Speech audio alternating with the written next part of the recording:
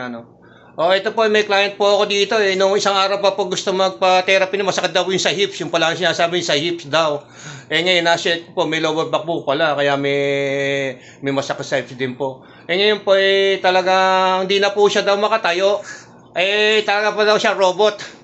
Talagang hindi niya maigalaw yung katawan niya. Talagang para robot na. Sobrang sakit na daw. Kaya emergency po na tinawagan ako. Buti available ako. Pinasyalan ko po ngayon. Eh tapos ko na po siya i-therapy. Siya na po magpapaliwanag ang nangyari sa pagte-therapy ko po sa kanya. Malaking improvement.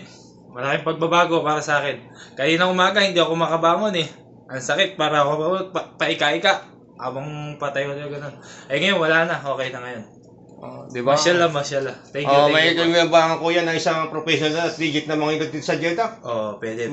May rekomenda mo ba ako? Pwedeng i-recommenda. Trust test. Subok na siya. Pakita mo nga yung lower back mo. Kasi nga, di mo ko ka nga. Ayan po, dati daw, di niya kaya yan eh. Mag-sit up ka nga. Yung mag-sit up ka mo, ganyan ka, di nga niya kaya.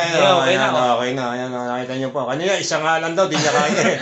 Ayan, di ba? Tama Hirap kanina, papunta siya. Kanina, parang robot, akay-akay eh. Oo nga po. Sabi niya, sobrang sakit na nga daw. Kasi nga, no, last week pa po siya nagsabi sa akin eh.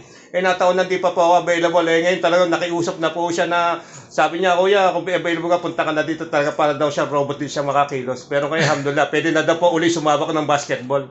Kaya po pala siya may lower back, meron po siya emotional lower back for your information po.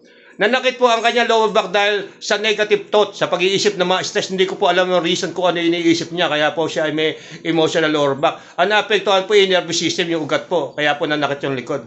Ganun lang po. Sige po bro. God bless po. Thank you sir. Thank you.